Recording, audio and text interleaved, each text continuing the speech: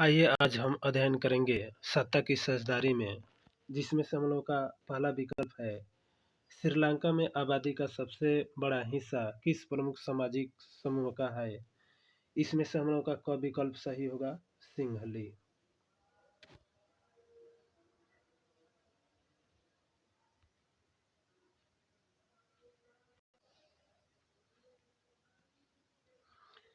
प्रश्न दूसरा है बेल्जियम की सीमा किन देशों से लगती है।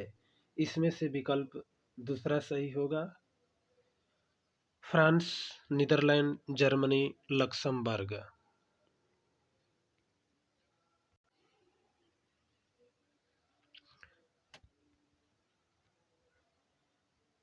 प्रश्न तीसरा है 1970 से 1993 के बीच बेल्जियम के संविधान में कितनी बार संशोधन किया गया।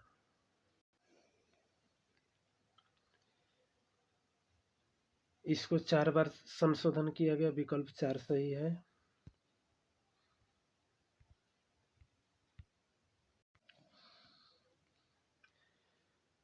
प्रश्न 4 है बेल्जियम की जनसंख्या कितनी है।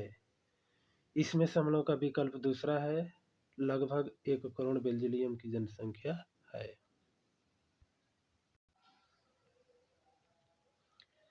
प्रश्न 5 है बेल्जियम में किस जातीय समूह की सबसे अधिक आबादी है। तो इसमें से विकल्प पहला सही होगा, फ्लेमिश। ये इनकी सबसे अधिक आबादी है, फ्लेमिश की, विकल्प पहला सही है। प्रश्न 6 है बहुसंख्यकवाद सिद्धांत के कारण किस देश में गृह युद्ध हुआ था।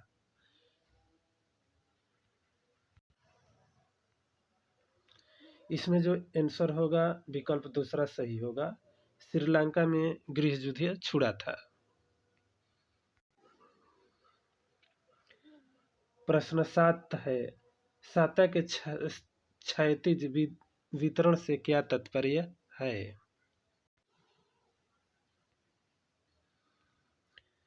इसका आंसर होगा विकल्प तीसरा, कार्यपालिका, व्यवस्थापालिका और न्यायपालिका में सत्ता के विवरण है। प्रश्न 8 है यूरोपीय संघ का मुख्यालय कहाँ है। यूरोपीय संघ का मुख्यालय है ब्रुसेल्स, विकल्प दूसरा सही है।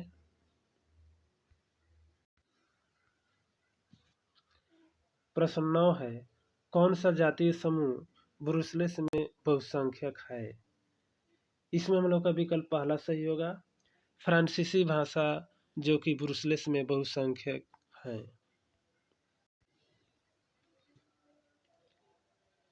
प्रश्न 10 है बेल्जियम में जर्मनी भाषा लोग कितने प्रतिशत बोलते हैं।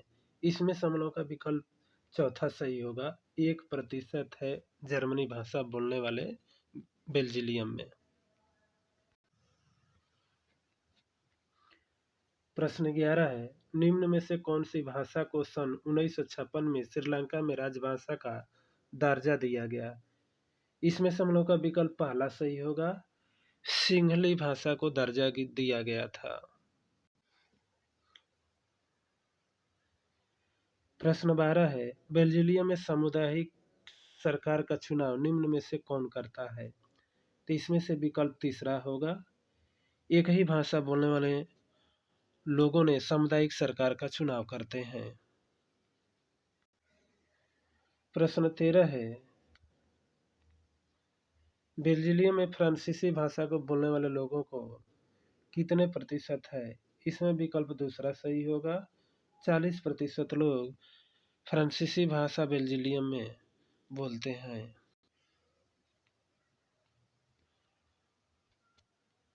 प्रश्न है पहला जो 1 नंबर का आता है 1970 और 1993 के बीच बेल्जियम के संविधान में कितनी बार संशोधन किया गया। इसका उत्तर है 4 बार संशोधन किया गया। प्रश्न 2 है श्रीलंका में सिंहली समुदाय की प्रभुता कायम करने के लिए किस प्रकार की सरकार होनी चाहिए। यह सरकार बहुसंख्यकवाद की सरकार होती है, इसका ये जवाब होगा। अगला प्रश्न है प्रश्न तीसरा है बेल्जियम में किस जातीय समूह की आबादी सबसे अधिक है। बेल्जियम में जातीय समूह की डच की सबसे अधिक जनसंख्या है। प्रश्न 4 है, श्रीलंका में सबसे अधिक जनसंख्या किस सामाजिक समूह की है? इसका उत्तर होगा सिंघली जातीय समूह लोगों की है। प्रश्न 5 है, बेल्जियम में मुख्य रूप से कौन से दो भाषाएं बोली जाती है? इसमें से जो भाषा बोली जाती है, इसका उत्तर है पहला है डच, दूसरा है फ्रेंच। ये भाषाएं बोली जाती है।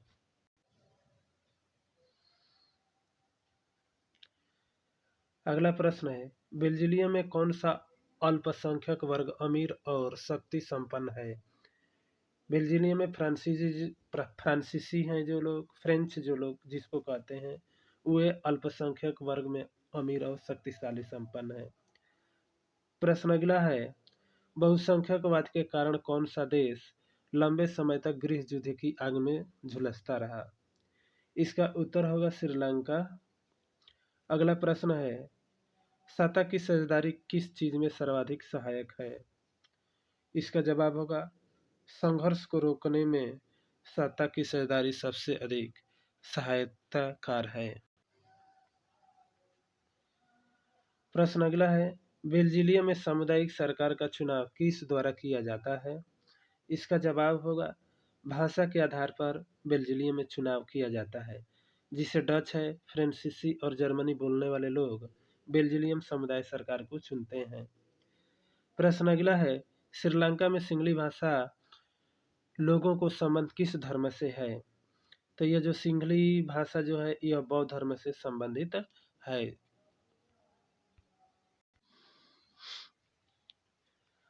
आइए 3 नंबर या 5 नंबर के प्रश्न पूछे जाते हैं लघु-उत्तरीय और दीर्घ-उत्तरीय में। इन प्रश्नों में से पहला प्रश्न है, सत्ता की साझेदारी के विभिन्न रूपों को उल्लेख कीजिए। तो इसका उत्तर है पहला है सत्ता का क्षैतिज वितरण, जिसमें से है विधायिका है, कार्यपालिका है और न्यायपालिका है। दूसरा है सत्ता का ऊर्ध्वाधर वितरण है, इसमें क्या होगा केंद्रीय सरकार होगी, प्रांतीय सरकार होगी और शासनीय स्थानीय सरकार होगी।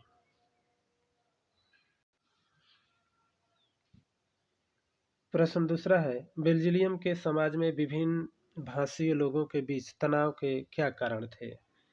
तो इसका उत्तर है पहला कारण है बहुसंख्यक डच की अवहेलना, दूसरा है अल्पसंख्यक फ्रेंच का अधिक ताकतवर और समृद्धि होना, तीसरा है आर्थिक विकास और शिक्षा का लाभ एक खास समुदाय तक सीमित रहना, चौथा है राजनीतिक सत्ता एक समुदाय विशेष में केंद्रित थी।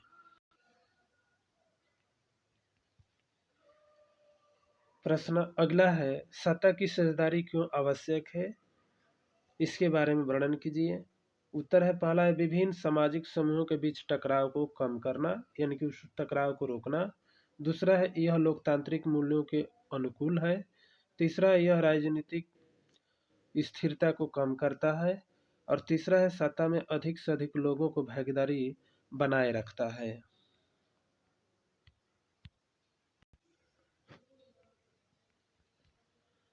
प्रश्न अगला है, सत्ता के ऊर्ध्वाधर विवरण और क्षैतिज विवरण में अंतर स्पष्ट कीजिए।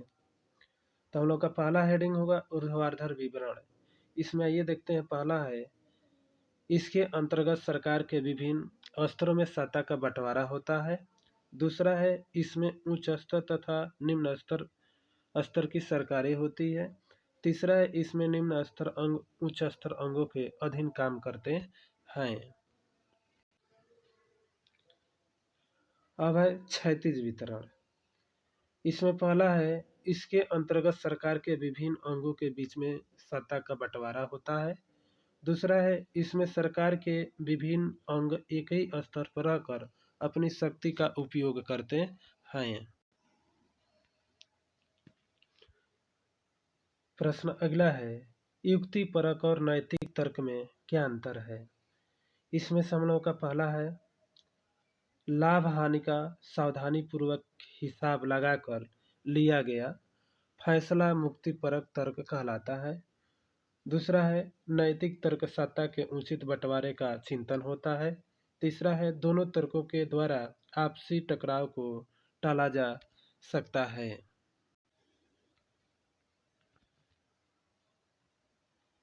प्रश्न अगला है, श्रीलंकाई तमिलों ने अपने अधिकार के लिए किस प्रकार संघर्ष किया? इसका उत्तर है, पहला है तमिलों द्वारा राजनीतिक पार्टियां बनाई गई। दूसरा है तमिलों द्वारा बराबरी की मांग की गई। तीसरा है तमिलों ने स्वतंत्रता तमिल इलम की मांग की गई जो हिंसा का भी सहारा लिया गया था।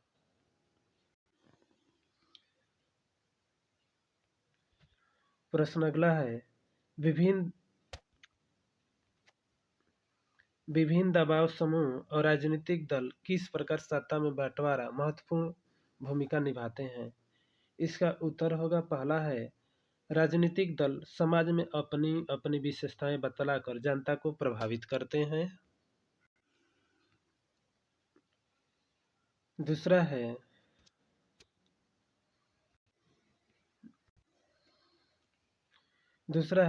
व्यापारियों, किसानों आदि वर्गों के हित समूह सत्ता पर दबाव बनाकर सत्ता में हिस्सेदारी का प्राप्त करते थे। दूसरा है वर्तमान में संगठन की सरकार साझेदारी का एक अच्छा उदाहरण है।